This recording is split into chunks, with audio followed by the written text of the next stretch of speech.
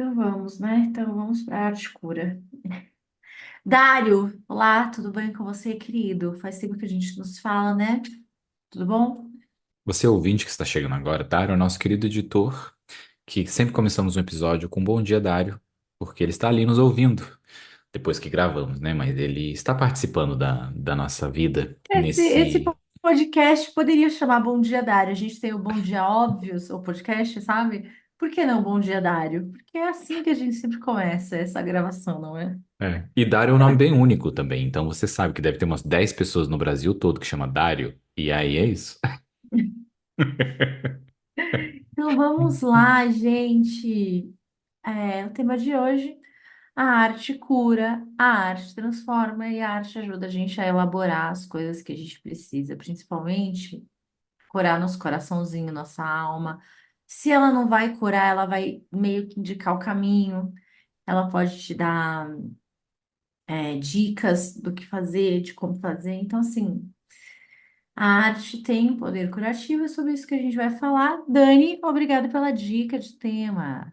Dani nos mandou esse tema junto com um livro que ela escreveu no Instagram. Obrigado, Dani. Eu li tudo algumas vezes para conseguir assimilar todo o conteúdo maravilhoso. E quem nunca sentiu aquele coração quentinho assim ouvindo uma música, ouvindo um pagode, um MPB ou um samba ou alguma coisa que te toca ali e você se sente assim representado, acolhido e às vezes com o coração um pouco estrangulado também, dependendo do que momento você está na vida. E como a arte, como o cinema e mesmo pintura e como tudo isso afeta a gente é maravilhoso, né?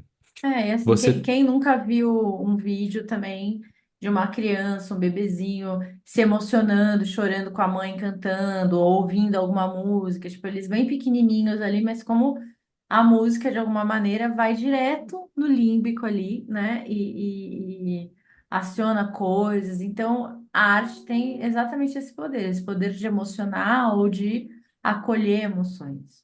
maravilhoso. Vamos lá? Vamos. Tem várias coisas a serem faladas aqui, né? Eu sempre acho que as pessoas que escutam esse podcast, elas têm uma expectativa que eu vá trazer algum conteúdo técnico, alguma coisa técnica mais aprofundada sobre o tema e tal, enfim, né? Meu papel técnico desse podcast.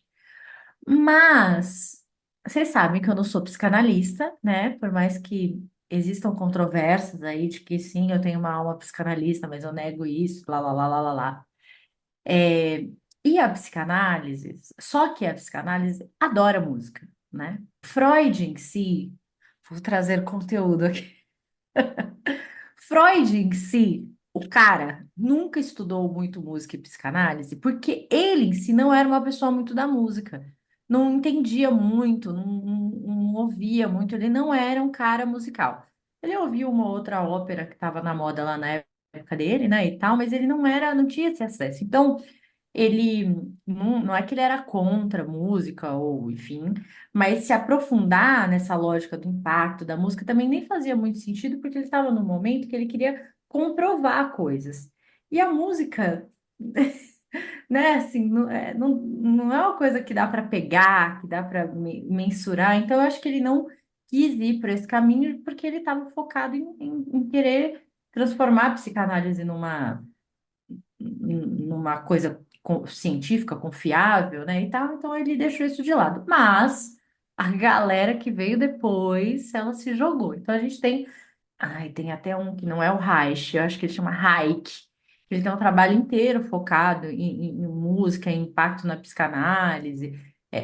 A psicanálise vem do impacto da música, né, na psique das pessoas e tal. Então, assim, existem trabalhos sobre isso. E quando a gente vai desenrolando isso também para a filosofia, já a filosofia trabalha e olha para a música desde que o mundo é mundo, né? Então, quando a gente estuda Platão, Aristóteles, todos eles tiveram ensaios e trabalhos falando do que eles entendiam, o que, que eles achavam que a música acrescentava na vida das pessoas e tal. Mas nesse olhar eurocêntrico, né, de que o mundo da filosofia foi desenhado e pensado lá na Roma e Grécia, né? O que não é verdade. Então, se você for olhar para tribos africanas ou povos mais antigos e tal, a música ela fazia parte da vida, do estar no mundo, do se comunicar com os deuses. Eu não sei, assim, eu acho que é difícil pensar em humanidade sem pensar em música, enquanto isso, de alguma maneira, os sons além da fala estão presentes na nossa construção, enquanto humanidade, pessoas e tal. É algo muito nosso, a gente tem ritmo no nosso corpo, o jeito que o nosso coração bate, a maneira que a gente respira, como o nosso sangue pulsa.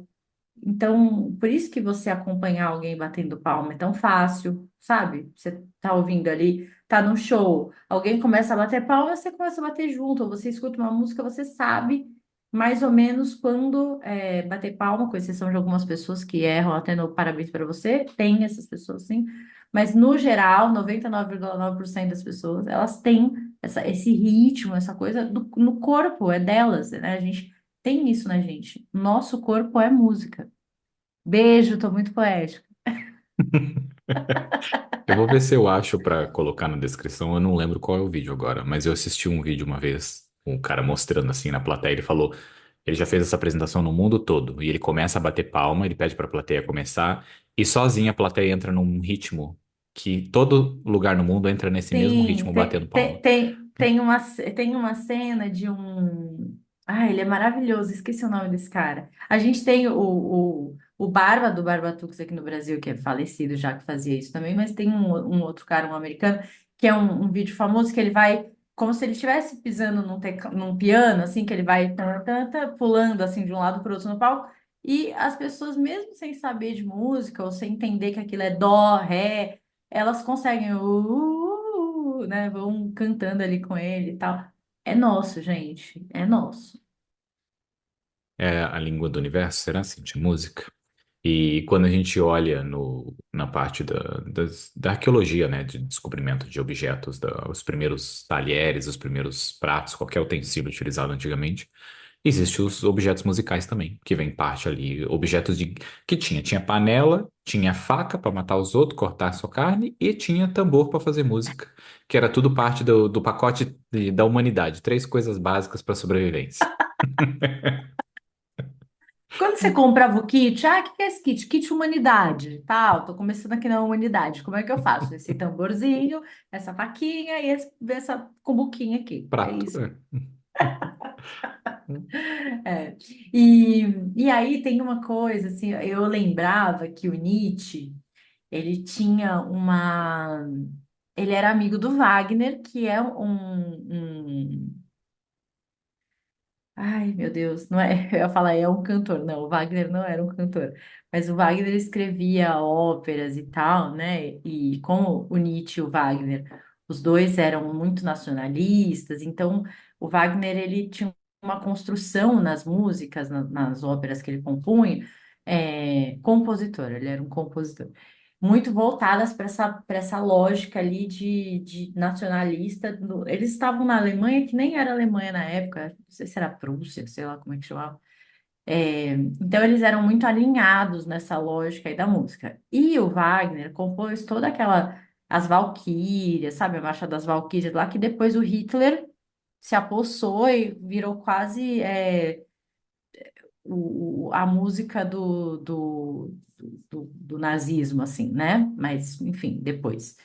Só que aí eu fui dar uma pesquisada que eu falei, putz, mas será que o Nietzsche fala alguma coisa em relação a isso, né? Ele tem um livro sobre o Wagner, a obra do Wagner e tal, mas aí a coisa descambou para outro lado, porque eu já caí na fofoca, que eles tretaram feio, porque o Wagner era um puto escroto, uma pessoa péssima, interesseiro, se aproveitou do Nietzsche para poder fazer sucesso, ter acesso ao principado lá que o Nietzsche, enfim. Então, não. Mas Nietzsche tem uma frase sobre arte que eu achei maravilhosa, que é. Peraí, deixa eu pegar minha referência aqui.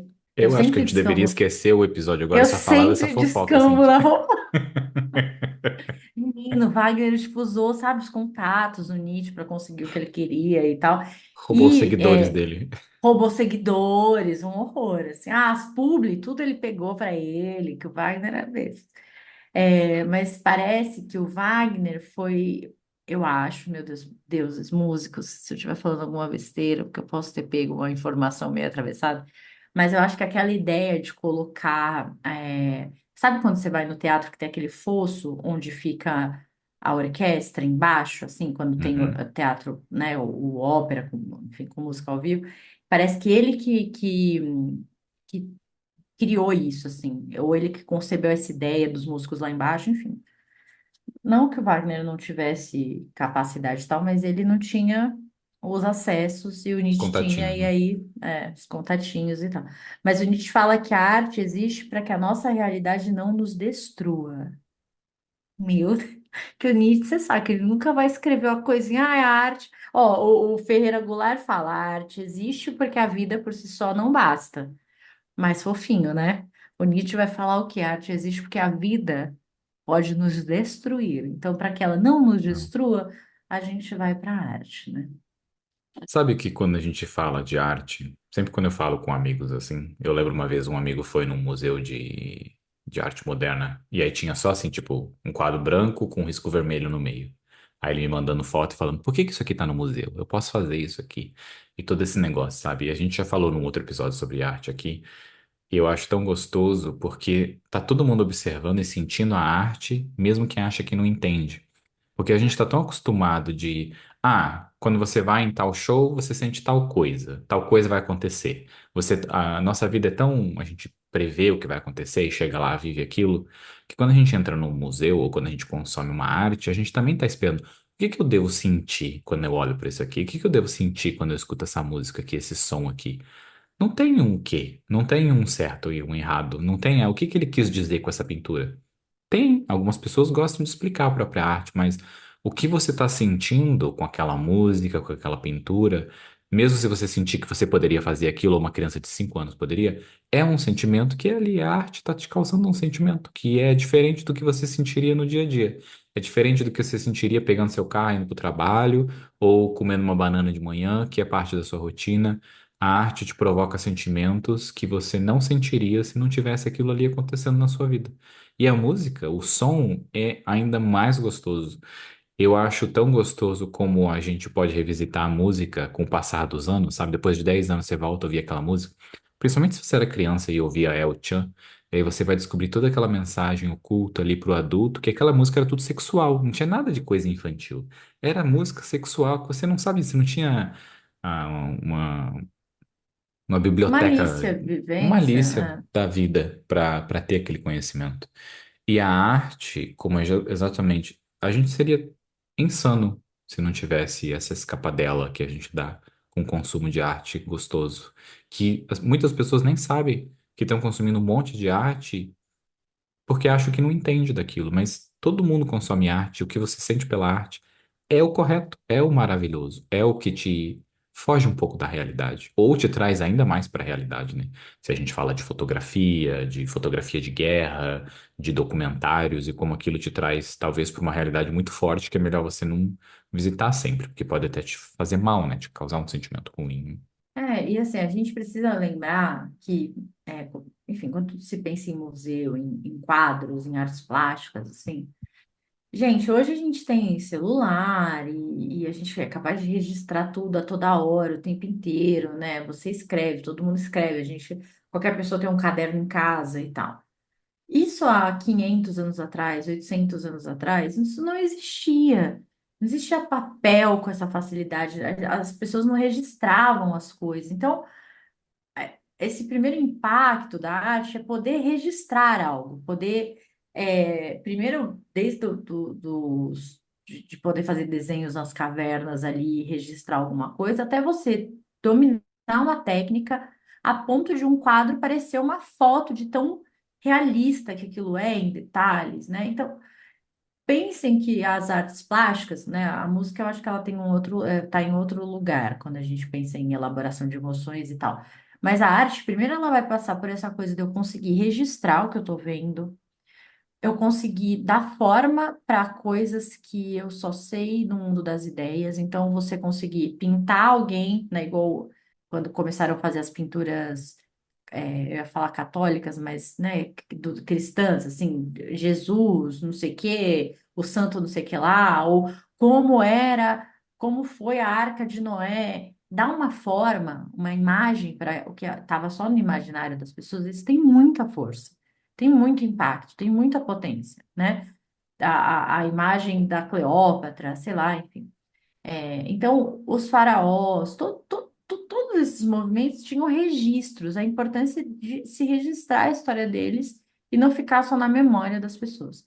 Com o tempo, com o desenvolvimento da máquina fotográfica e tal, a arte perde essa função de registro.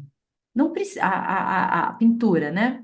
Não precisa mais registrar, fazer um quadro do o descobrimento do Brasil. Tem uma imagem, tem foto, tem fotos jornalísticas, tem tudo.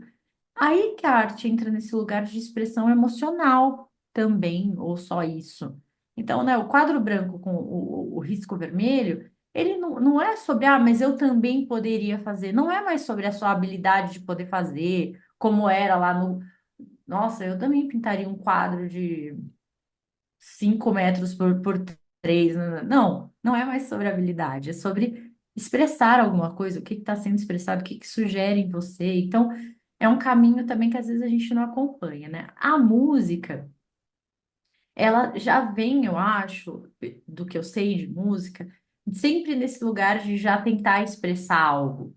Mesmo se fosse para, vou registrar a história, né? Lá no feudalismo, as músicas contavam as sagas dos reis, e dos cavaleiros e dos grandes guerreiros e não sei o quê. Mas ainda assim estavam expressando uma emoção daquele povo de se sentir honrado por aquele rei defendê-los e não sei o quê. Então, sempre está nesse lugar de expressar alguma coisa. E hoje, como a gente tem outras ferramentas, a música ela vira um apoio mesmo de elaboração emocional. Tem gente que não chora, não consegue num diálogo chorar, mostrar o que sente, mas se derrete inteiro com a música da Marília Mendonça. Nossa, a hora que eu ouvi aquela letra me pegou, porque era aquilo que eu estava sentindo. Essa sensação de que é, tem outra pessoa que sente a mesma coisa que você e que conseguiu colocar isso numa obra, numa música, num poema, num livro. Nossa, se sentir parte quando você está sofrendo ou sentindo uma coisa muito pesada é extremamente elaborativo, né? Assim, você consegue transformar o que você está sentindo. Essa é a magia, né? É maravilhoso esse sentimento que você tem, né? Nossa, essa pessoa escreveu exatamente o que eu tô sentindo e eu não tava conseguindo traduzir. Eu tava com esse negócio desse sentimento pra cá, pra lá, e aí você ouve aquela música e aquela música te coloca exatamente. Era aqui que eu estava sentindo, era isso que eu precisava ouvir, era aí.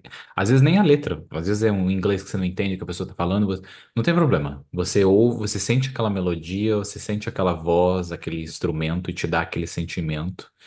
O que te coloca num lugar super estranho quando você vai ouvir uma letra e a letra não tem nada a ver com o que você estava sentindo. Mas foda-se, porque você estava sentindo algo muito bom com aquela melodia e a letra é completamente outra coisa. E como é gostoso essa identificação, que é exatamente isso, é o que acontece no diálogo, né? Aqui mesmo no podcast, muita coisa que a gente fala tem essa identificação. Nossa, eu achei que eu era a única pessoa que sentia isso. E aí a música vem e traz exatamente isso, que é de uma forma disponível a todo momento, essa música, essa letra e esse tipo de categoria que você pode criar de músicas que você vai escutar, disponível ali, com identificação, com sentimento, com acolhimento.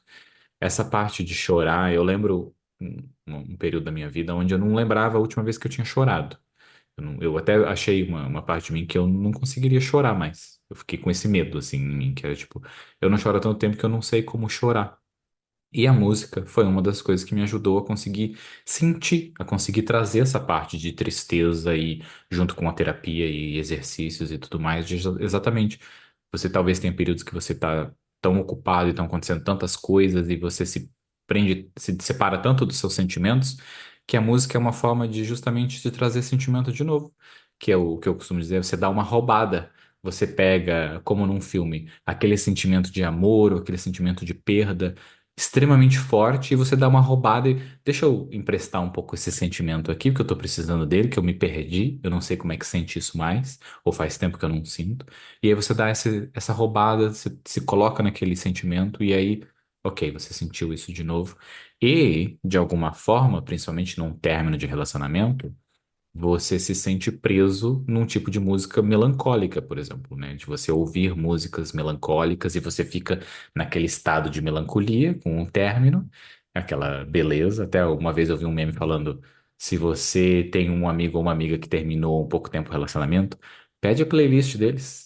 Porque Pede, pede. vai ter playlists maravilhosas ali que eles estão criando com aquele sentimento do que está acontecendo, que é justamente de você sentir aquilo, e apesar da tristeza, né, e a melancolia não ser tão bom, o quanto existem realmente músicas que te prendem, e anos depois você já superou aquele término daquela relação, você ouve aquela música, e aquela música, na verdade, te traz um sentimento gostoso, que não é mais aquela melancolia, mas você lembra daquele período em que você teve, onde aquela música foi importante para você, e agora você talvez até sorria com um pouco de saudade daquele período da sua vida com aquela música que foi tão triste pra você e nesse momento é só mais uma música normal que te traz um sentimento e uma lembrança gostosa.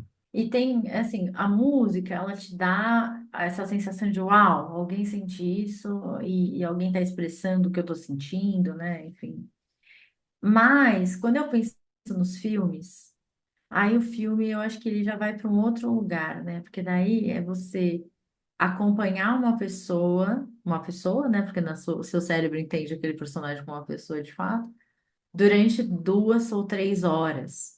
É, tá o tempo inteiro se identificando ou não com as reações, com como lida com as coisas e tal. Eu estava vendo, não foi uma entrevista, mas foi alguém falando da atriz lá do Gambito da Rainha, esqueci o nome dela, que fez, que vai aparecer em Duna agora, né? Que ela tem uma fama, assim, nos bastidores, de ser uma atriz que sempre contesta, como ela já fez, a maioria dos filmes que ela faz são de diretores homens, ela sempre contesta as reações das mulheres nos filmes. Então, ela faz aquele filme que o cara é o chefe, que ela tá num jantar misterioso lá, Chama sabe? o Esse, Omenua.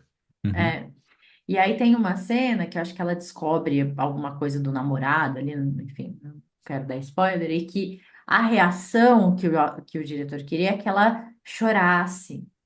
Porque essa é a única reação que os diretores homens acham que as mulheres têm, que é choro, né? E aí ela falava: não, isso aqui é raiva. Ela vai sentir raiva. E aí acho que na cena ela pula na mesa e vai para cima da mesa, assim, para tipo, vai ir para cima dele e tal.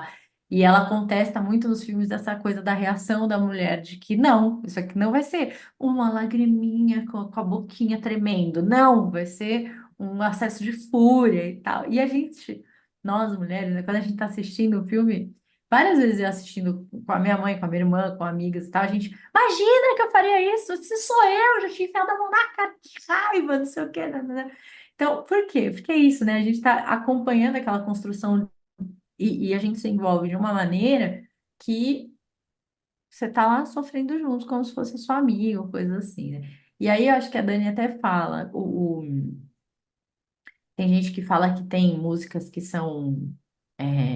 Na música, eles até falam, tipo, acordes do diabo, eles têm umas expressões assim, mas se sabe que existem construções musicais, né, que vão gerar tal sensação positiva ou tal sensação negativa, ou tem dissonância e vai gerar um incômodo e tal. E no filme isso é muito usado, tudo é construído para montar essa emoção que eles querem que a gente tenha naquele momento específico e tal.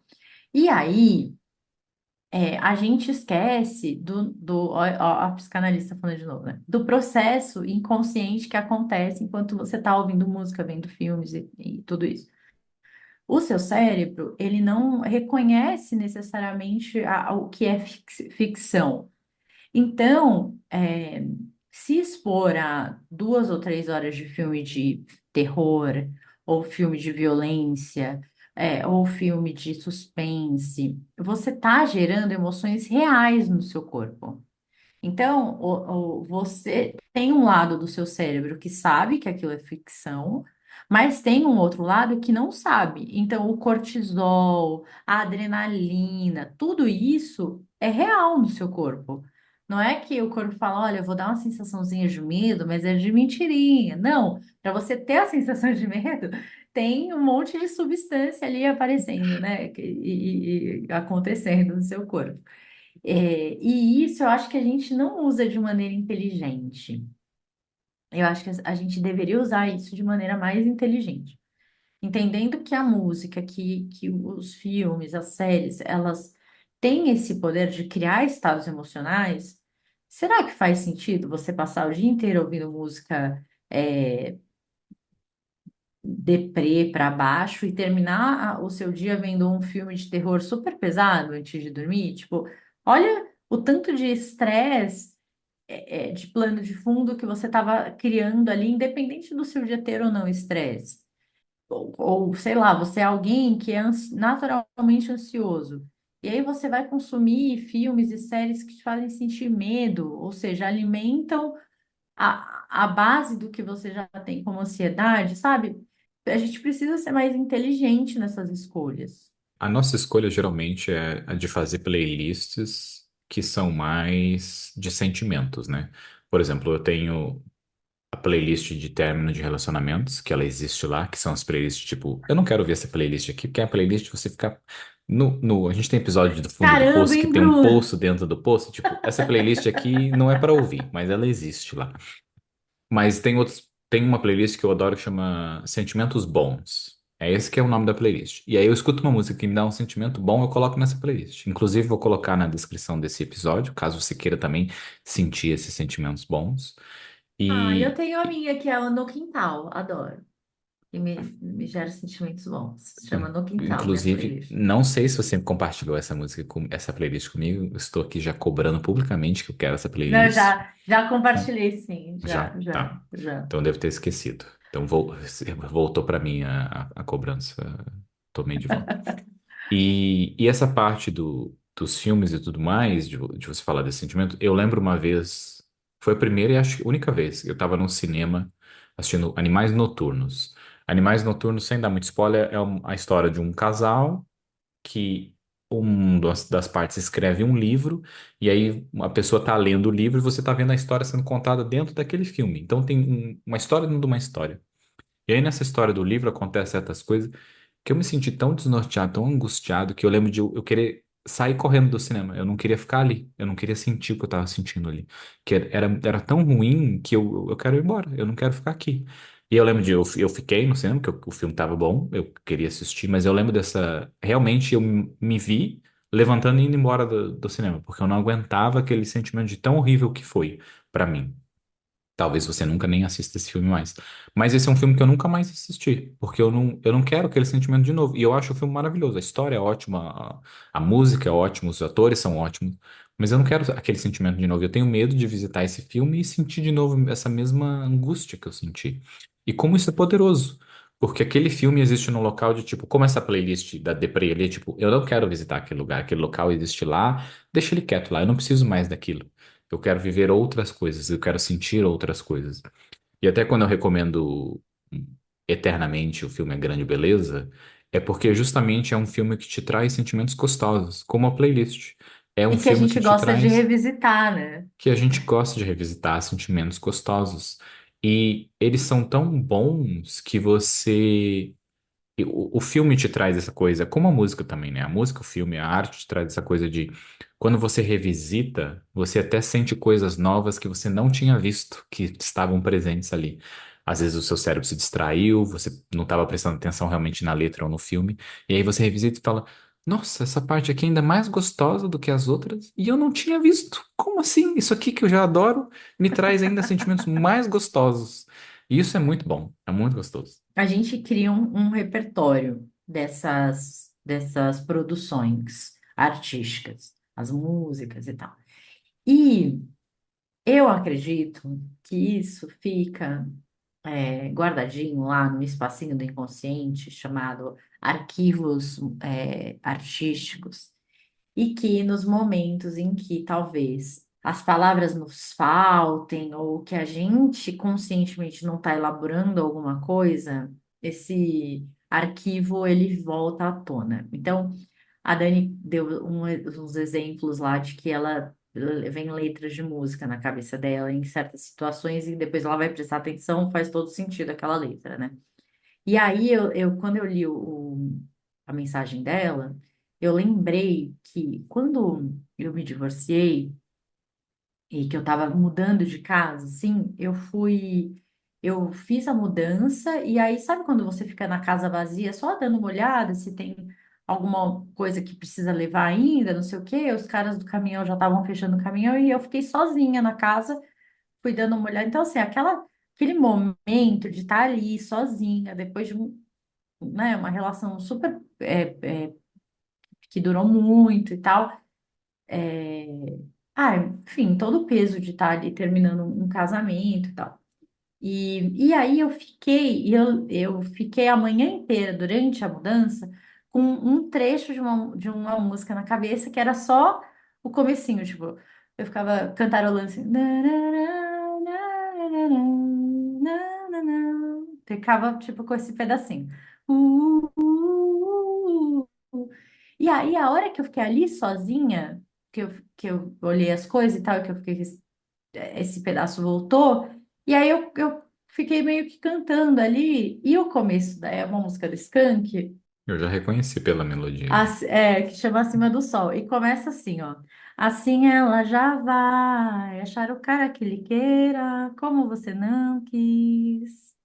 Sim, eu sei que ela só vai achar alguém para a vida inteira, como você não quis.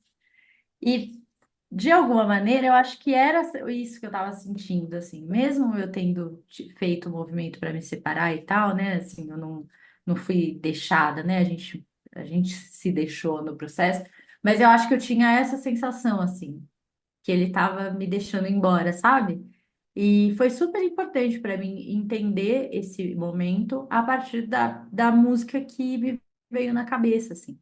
E eu não acho que nossa, que coincidência, né? Não é coincidência, gente, de tantas músicas que você tem, seu inconsciente vai escolher essa especificamente, né?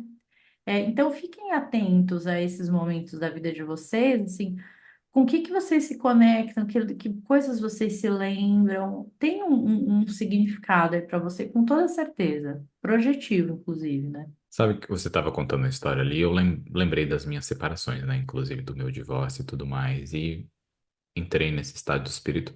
Mas quando você cantarolou a música, o meu olho lacrimejou aqui. Que foi a Ah, melodia, a música que fez dar justamente o que estava acontecendo ali dentro, sabe? Que eu estava sentindo, lembranças e tudo mais, mas foi a melodia que me trouxe. E como é isso, né? Me trouxe num local que não é triste, é num local realmente de tipo, é um choro que não é pela dor, mas é por ter vivido aquilo, né? Por ter passado por aquilo, por hoje estar nesse local aonde ouvir essa música. E a música em si, né? A música fez a junção de tudo ali, aonde veio no choro. E como isso é gostoso. E me fez lembrar de uma música que eu acho que foi a música que eu mais ouvi de um término. Eu não vou lembrar o nome dela agora.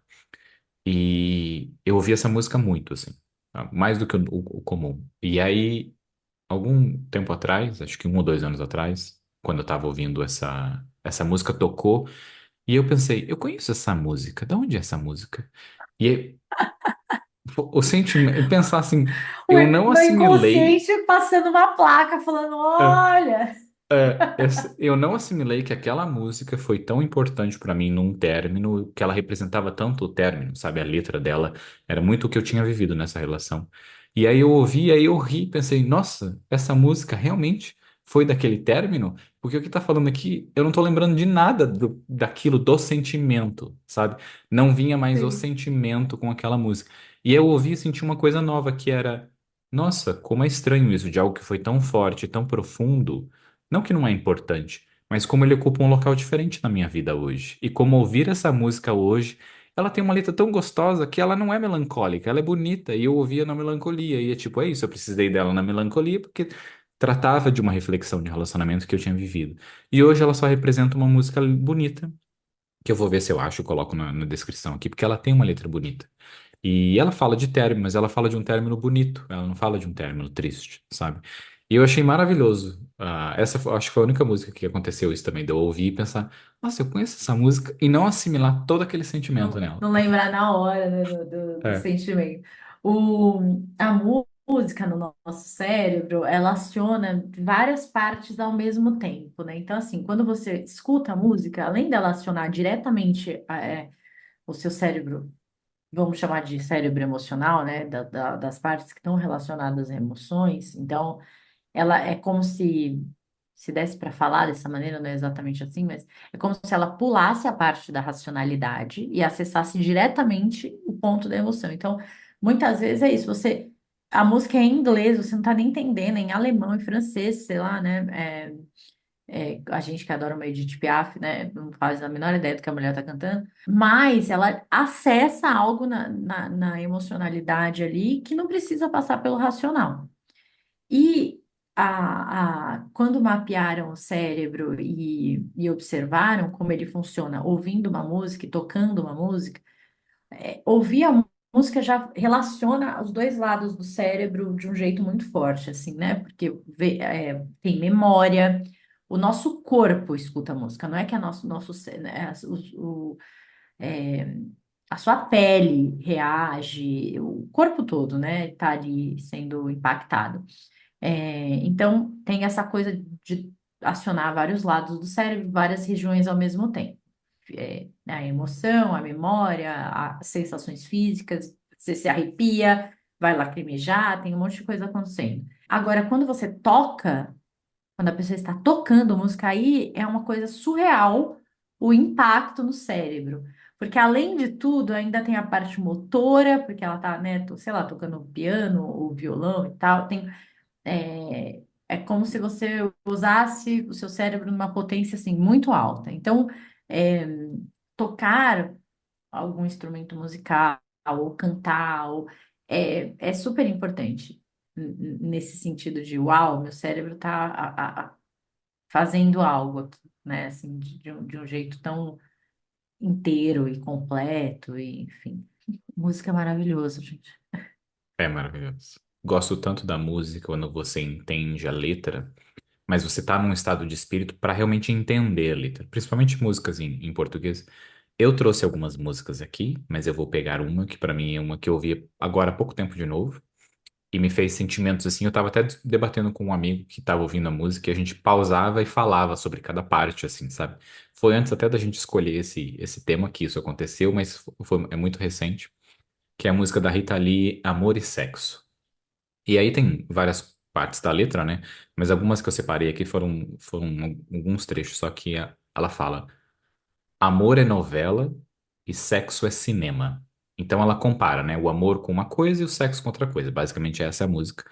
Se você nunca ouviu essa música, por favor, escute, porque ela é muito gostosa. E aí quando ela fala o amor é novela e sexo é cinema, o nosso cérebro automaticamente é teletransportado para a gente aplicar o que a gente acredita, o que que ela quer dizer com amor é novela e sexo é cinema. Novela, o amor é duradouro, fica 9 meses na TV aquele negócio, é todo dia, é cheio de drama, é cheio de sentimento, é uma coisa que você não sai da sua cabeça, que você fala o tempo todo sobre, que você fofoca sobre, que você quer consumir aquilo, que você quer devorar aquilo. Sexo é cinema. Basicamente, você vai num local específico, você fica ali 1 hora e meia, 2 horas, você é Uma vez por bombardeado por semana. coisas, uma vez por semana, ou talvez uma vez por mês, sabe-se lá. E como isso tem exatamente com. Ela tá cantando, o amor é novela, sexo é cinema, e ela continua a letra. O seu cérebro, numa questão de microsegundos, foi lá, absorveu, fez essa junção, talvez não tanto quanto aqui, né, que a gente está analisando a música. E aí depois ela vai para uma outra parte que ela fala: amor é cristão e sexo é pagão. Aí vai para um outro local onde o que que é cristão? O que a gente acredita que é puro, que é aceito pela sociedade, que é aceito pelo divino, que é o casamento, que é família, que é morar junto, que é mostrar para os outros. Sexo é pagão, é errado, é sujo, é para fazer escondido, é um monte de coisa e amor e sexo é junto, é ali, sabe? E é tipo, e aí o sexo é errado dentro de um amor. Por quê? E aí o nosso cérebro vai para todo esse lado. E ainda, é uma melodia super tranquila, pra você ouvir super tranquilo, assim. E às vezes você nem tá prestando atenção, você só tá ouvindo mesmo, você não precisa refletir sobre isso. Mas às vezes você tá ouvindo numa presença que é exatamente no momento que você tá disponível pro seu cérebro ir pra todas essas conexões. E pra você vai ter uma conexão diferente que pra outra pessoa. Se você talvez tenha uma raiva de novela, você pensa no amor como uma outra coisa. Mas existe uma experiência cultural que está anexa a isso tudo também. E como isso é maravilhoso, e como tem aquela música que exatamente toca a gente numa profundidade. E eu aconselho você a ir ouvir essa música e com a letra, que é uma coisa que eu gosto também de fazer, ouvir a música e colocar a letra, porque é um sentimento maravilhoso de você trazer todas essas junções e tudo isso vem numa facilidade, numa reflexão tão simples, uma arte que te traz coisas tão profundas. Tem o livro Amor e Sexo, que eu acho que é do Jabor, ou é do Veríssimo? Não, acho que é do Jabor. Que aí eu não sei se. Porque quando eu li, eu tinha alguma coisa escrito na introdução. Eu não sei se a Rita Lee leu o livro e escreveu a música depois, ou se a partir da música ele escreveu o livro, mas eles têm uma relação. Então, se quiser levar mais a sério, ainda mais a fundo, a letra Amor e Sexo da Rita Lee, tem o livro que eu acho que é do Jabor. Ah, eu queria falar alguma coisa desse. Você estava falando da letra. Eu acho que era sobre esse lance das metáforas e do simbolismo que as músicas, os poemas têm, né? De como isso leva a gente para lugares muito específicos, de acordo com a sua história, seu repertório, que quem criou aquilo não tem muito controle. Eu acho que isso que é doido quando você cria alguma obra, né? Assim, tipo, meu Deus, para onde a pessoa vai com isso que ela tá lendo? E nem todo mundo sabe que cada pessoa é capaz de criar esses símbolos de uma maneira diferente. Então, tem gente que, quando lê um livro, tá lendo e tá criando cenários na cabeça, tá desenhando, assim, tá vendo, né? O sinestésico dela, ela cria a imagem. Tem gente que não, que lê e simplesmente só tá vendo ali as palavras, não tá criando esse mundo na cabeça, não tá fazendo parte daquilo. E eu nunca me aprofundei muito nisso, eu não sei se é por falta de habilidade de treino, se é algo natural. Eu imagino que seja algo natural, porque, né, assim, você sei lá, é meio espontâneo e tal. Então, por isso que tem gente que mergulha tanto em arte e, nossa, quando tá num livro, esquece, não escuta a campainha e tal, porque tá no livro mesmo. E tem gente que tem tanta dificuldade de ficar nas histórias, porque não cria aquilo, né? Esses dias eu me liguei de uma coisa que, na minha cabeça, eu tenho uma ideia formada de como é a casa dos meus pacientes, o escritório que eles trabalham, porque quando eles contam alguma coisa, eu crio uma imagem na minha cabeça. E sei lá, eu acho que isso ajuda também no meu castelo da memória, né? Assim, eu tenho, sabe, eu tenho uma ideia de como é a casa, de como é. Ah, mas ele já falou como é que é? Não, eu que criei, eu inventei, tá aqui na minha cabeça. É desse jeito e pronto, enfim. E é assim, quando eu tô lendo. Então, sempre fico triste quando eu vou ver um filme de um livro que eu li, porque não é aquilo, não é aquela. Eu não conheci a pessoa daquele jeito, não é essa casa, sabe? Fico muito frustrada, eu sempre fico. Não era nada disso que eu pensei, sabe? Não era assim. Adaptações de livros para o cinema é sempre difícil, né? Essa parte da história. Eu acho muito legal quando a gente consegue ler o livro depois de já ter consumido a primeira parte do filme, sabe? Isso aconteceu comigo no Duna. Eu comecei a ler o livro antes do filme, aí eu não consegui terminar, eu assisti o filme, aí aquilo me deu um repertório que eu pensei, puta, eu não tinha criado tão lindo quanto aqui, porque não tinha nem efeito sonoro, né? E aí, com aquilo, eu consegui ler o primeiro livro e eu li os 6 livros. Ah, tem mais, né? São 12, 18, sei lá quantos livros de Duna. Mas o que o autor mesmo escreveu, o principal, são 6. E eu devorei tudo, porque aí aquilo me deu algo que foi maravilhoso, que foi um repertório tão grande de arte, de cores. Do deserto, mas que na minha cabeça o deserto era igual no Saara, não era tão bonito quanto no filme. E aí, vendo o filme e lendo o livro, eu, tipo, agora ficou melhor ainda a história, que já era ótima, e agora minha cabeça vai lá e rouba esses personagens, esses rostos e aplicam, né, nessa história que eu tô lendo. E é justamente o criar as peças, né? Criar o bloco enquanto a gente lê.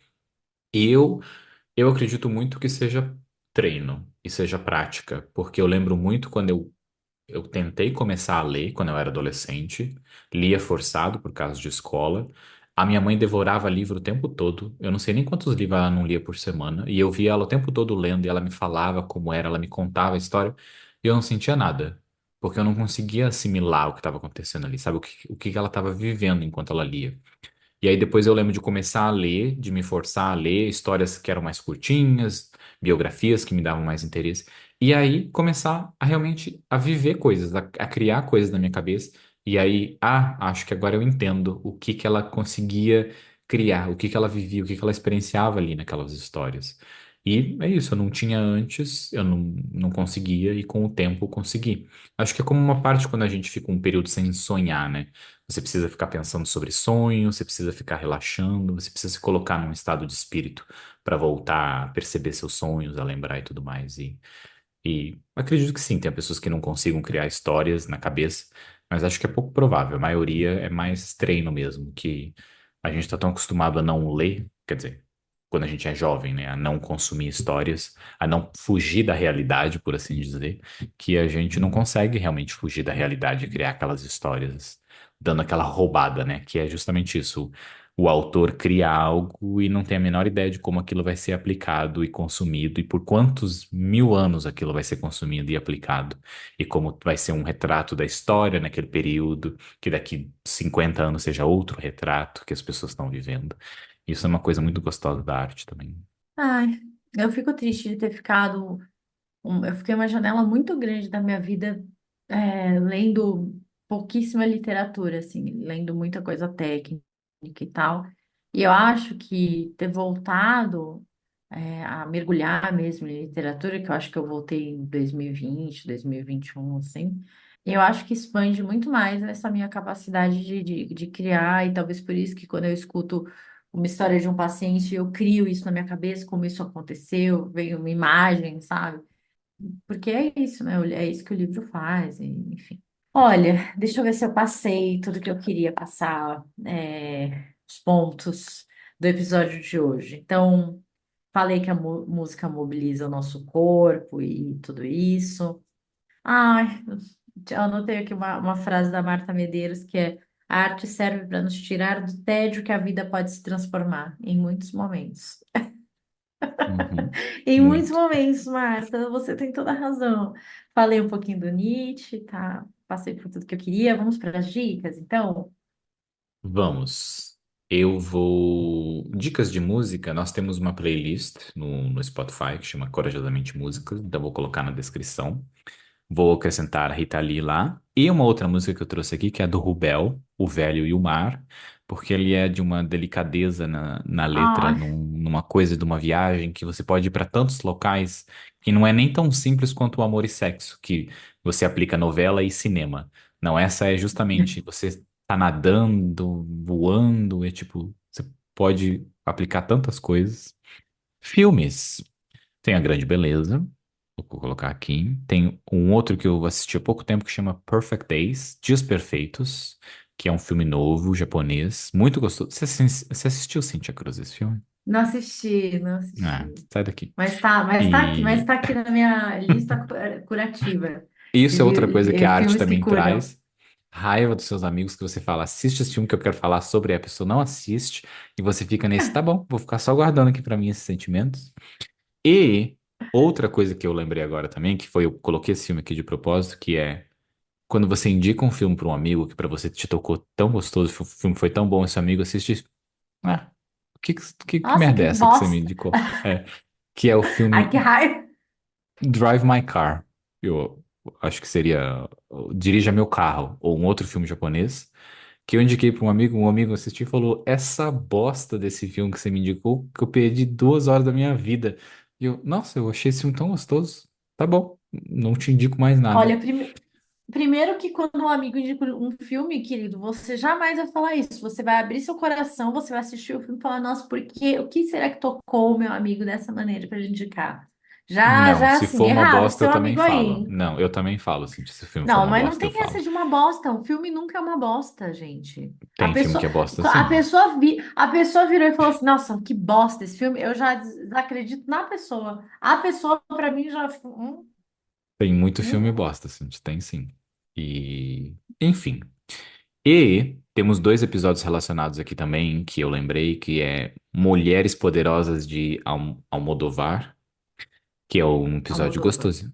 Almodóvar. Eu errei o nome dele o tempo todo no episódio. É um episódio muito gostoso, porque os filmes são maravilhosos.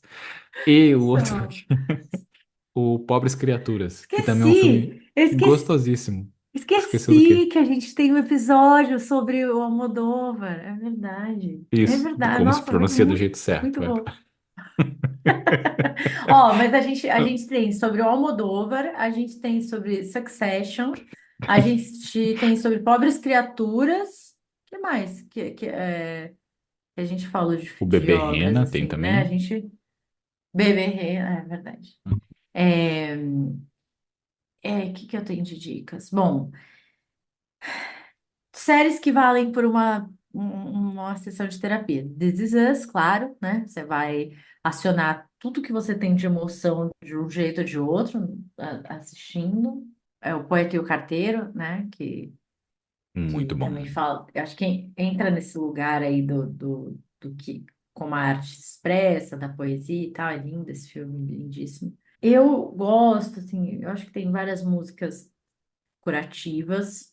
Eu tenho um mantra que eu amo muito, que eu escuto há muitos anos, que para mim ele é super importante, assim, sei lá, me chama Gayatri, Gayatri Mantra. Ah, sim, por quê? Porque sim. Porque ele, né, mantra sempre é difícil de traduzir, porque ele não tem uma tradução, as palavras têm um impacto, né? Não é bem assim, mas eu acho um mantra muito poderoso.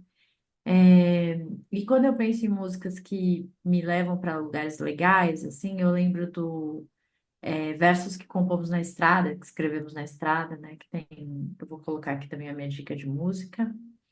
E eu tenho lido muitos livros que levam a gente para lugares confortáveis, que tem um ritmo confortável, são livros tranquilos. Então, Antes que o Café Esfrie, Biblioteca Rio Nandong, eu tô nessa vibe, sabe? Chazinho, cobertor, livros confortáveis. Então, as minhas dicas vão nessa linha, assim. Quero Hum, conforto emocional, não quero filmes de terror, violência, guerra, nada disso. Eu quero, sabe, um colinho, desenho, né? animação, exatamente. Hum. A Sabe arte, que para mim, neste momento, é um lugar de conforto.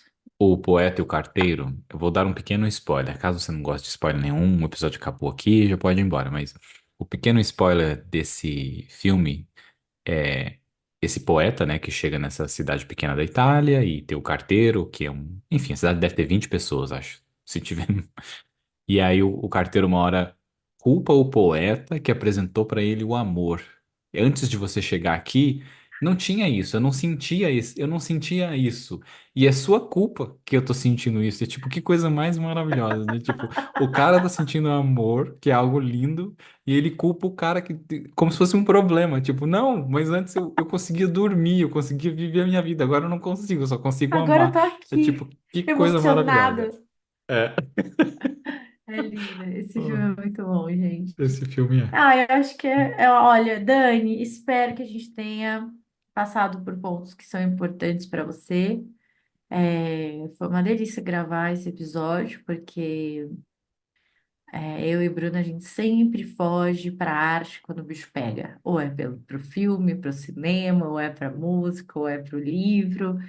Então, tem muito da gente nesse episódio, né, Lival?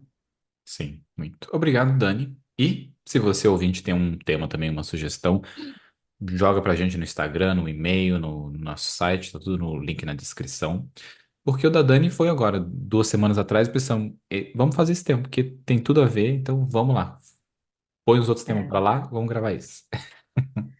Ai, mas é isso, gente. Espero que vocês tenham gostado e espero que o Corajosamente também seja um espaço de colinho e de conforto para vocês durante a semana. Beijo, até semana que vem. Um beijo. Tchau, tchau.